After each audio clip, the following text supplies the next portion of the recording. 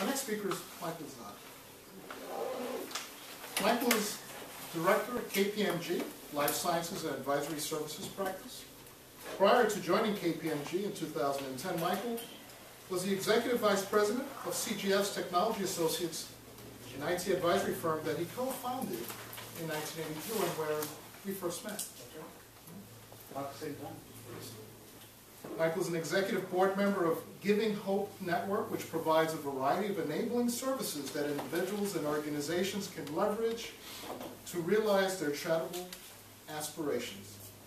Michael serves as the Executive Vice President of NJ Sim Foundation, which supports the needs of New Jersey-based charitable organizations in need of financial and/or technical assistance with information technology to support their mission.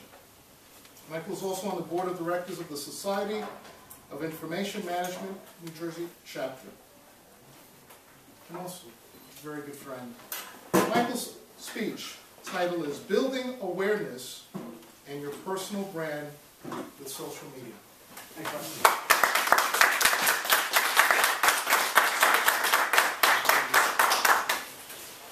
you. You know, it's funny, I sent you an email the other day and I said, are we doing overheads? Are we doing slides? You said, no. Speak from the heart. So today I was actually working from home and I'm working on this presentation. I'm working on my notes and everything else. And I had it all set. It's in my portfolio. And you notice it's still in my portfolio. And I'm driving here and what's ringing in my head is speak from the heart. So forget about the topic. I could just feed off everybody tonight, especially. I'm a networker. I've always been a networker. I enjoy meeting people. I'm in business development. That's what I do for a life. Going back to when LinkedIn started, probably 2003, 2004, I'm one of the top 1,000. I found out today I'm one of the top 1,000, first 1,000 LinkedIn people. Yeah, my network's around 15 million people, end to end, at 3 levels, which is kind of weird. But, you know, it allows you to really connect to people. But I want to give you a story about what got me into networking. And it was Rod.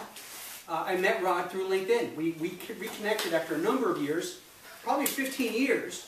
You were speaking at a school in Woodbridge. And I went and I saw you and we hadn't seen each other. And you told me about the Breakfast Club. You told me about St. Paul's Networking Group where I met Mary Ann Kennedy. We're still good friends. And I went to these organizations for greedy reasons. I owned my own consulting company. And I said, this is somewhere I could find people that I can hire and place at my clients. Okay? I looked at this as a source for people.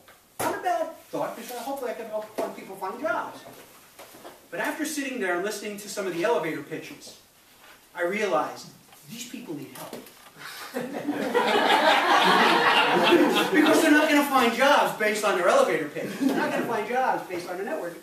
They actually need professionals, or other people like myself, like Rod, Alex, and everybody else here, to come in and give guidance. After my first meeting at the Breakfast Club, I immediately said, I'll be back next month. And I went back, but I went back with a different thought. I really wanted to help people. I wanted nothing in return. Nothing at all. I just wanted to help people get to work. And when people came to me and they said, well, what can I do for you? I could say, you could take the same effort I gave to you and give it to somebody else. So over the years, I actually helped a number of people find jobs, whether it was in my firm or somewhere else. I gave them referrals. I still do it today. And I still have a large network, and if people need referrals, they need introductions, I always say, fine, that's why I'm here. But for years, I taught people how to find jobs. And I never had to find a job myself, ever in my life. I had my own company for 27 years. Last June, I went through a I don't want to say midlife crisis because that means I'm going to be 110 someday. But I actually looked at myself and I said, you know what? I need to do something different. I really do. And I went to my business partners and I said, I want out. So we negotiated a buyout. And I left my company in June. My plan was to take the summer off. And then start looking for something in September. No pressure. Just, I'll start looking in September and see what's out there. My profile on LinkedIn was always there as a guide for others. It's on Facebook, it's on LinkedIn, it's on Plaxo, I'm on Twitter. Within the week after I left my firm, I get a phone call from KPMG. I found your profile on LinkedIn and want to know if you're interested in talking to us. I never sent my resume there. They called me. And I talked to the recruiter and I said, how did you find me? She goes, the only place I recruit is LinkedIn. The only place we recruit as a company is LinkedIn. We don't use Monster. We don't use Career Builders. We don't use any of those pay sites. We just use LinkedIn. I said, well, that's kind of interesting. So we chatted, set up for an interview, and you said earlier, you know, it doesn't happen quickly. So I get my first interview, and then, you know, after my first interview went well, I did my due diligence. You know, who am I meeting? Googled him, searched him on LinkedIn, found out who he is, what he did, find out what he published. Everybody's published at KPMG. And read every article. So I was loaded for bear when I went to this interview. So I blew through this guy like he didn't know what hit him. And I walked out, and then I called the recruiter. He goes, okay, that's one down. One down. One down out of how many? At least 8. So wow, this is going to be fun. This is going to be a challenge. 4 months. It was a 4-month interview. They offered me the job at the end of September. I started October. Okay, it was a long process. It was a great process. Met some great people. I worked with some excellent folks. But it was, I got to use everything that I was teaching. Everything that we learned at the Breakfast Club, everything that we learned at, you know, the various networking groups, John Sampson's groups, all these groups that we've gone to. You know, and I would teach, I would talk to, I would tell people how to do it, how to network, how to do the research. I had to do that myself, and I found it such an interesting travel to do that. What I found more interesting is when I left my job, what I really wanted to do was I wanted to go into social network. I wanted to see if there was a career in social network. And I could not for the life of me find anything that was exciting. A lot of sales jobs out there, but that really wasn't what I wanted to do. I wanted something at a higher level, strategy side. Couldn't find anything.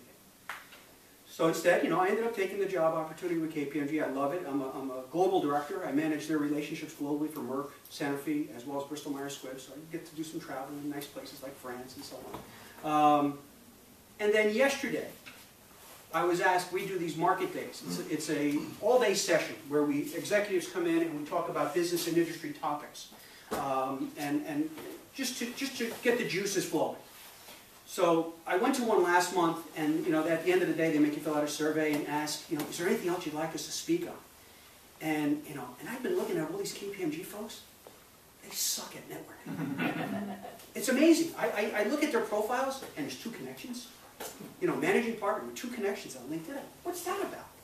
I'm surprised they didn't have a profile with 2 connections. So I look at this. So last month I said, I'd like to hear a topic on social media. Within 24 hours, I got an email back. Would you like to present? This is a great topic.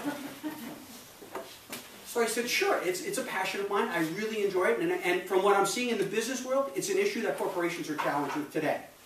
Okay, that corporations are moving into social media to talk to consumers, to bring their products to market, and to create communication directly with their consumers versus just one-way advertising. So we spoke. And I spoke with some of the executives. I spoke with the vice chair at KPMG yesterday. We talked about social media. And we had about 150 people in media practice within KPMG. What's your thoughts? And I said, I'd love to start he goes, I want you to put a business plan together. We have $10 million in funding. Okay. But we want, and he said, what would you, he goes, how would you like to see this practice? I said, I'd like to see this practice formed around governance. Okay, about helping people in regulated entities manage their social media sites. Because there are regulated environments, you have to be careful what you say. Just like we talk about people on LinkedIn. You know, what you say can be out there. Well, if you're a pharmaceutical company, what you say can cause you a lawsuit. So, needless to say, we're going to be starting a social media practice, and I'm going to be involved with it. So I eventually ended up getting what I was really looking for a year ago. But to Ruth's point about charities, you know, as Rod said, I am on a number of charitable foundation organizations. There is no better feeling in the world than getting involved with charities and doing contributions on that side. And I started this several years ago through SIB. I dedicate a lot of my time around children with autism. There's a school right in Bedminster where I'm a technology advisor, Somerset Hills Learning Institute. I'm also a technology advisor to the Caldwell College. They have an autism center as well in Bloomfield. The amount of connections, you know, again, you do it to help people, but what you get back is tenfold. It's amazing. The great feeling you get in being able to help people is phenomenal. But then you realize that the people you're helping, the children you're helping, their parents are the movers and shakers of these major corporations. Okay? Unexpected, you build relationships. The Giving Hope Foundation, this organization was started by all directors from Merck. Okay? And they met me through some of the charitable work that I'm doing. They asked me to be on the board. The feedback, the response you can get, the people you can help, the people you meet, it's just phenomenal. I can't say enough. I run a transition group within SIM for CIOs nationally. And we take these CIOs and we make them available to charities in New Jersey and other states. You're in transition. What better place to go than a charity and help them with their technology programs? You're not working. Go help these organizations and you'll never know what you can get out of it. A lot of them have landed jobs because they volunteered at a charity. So I always recommend get involved.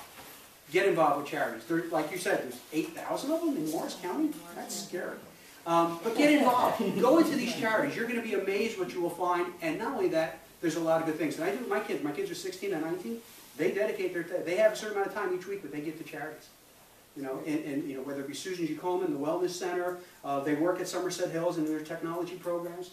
Get them involved. And it's amazing. And they get letters of recommendation too, and it goes right in. And colleges look for that. So get involved. That's my story. That's what I'm doing. And if I can help anybody in any way, let me know. That's why I'm here. Thank you.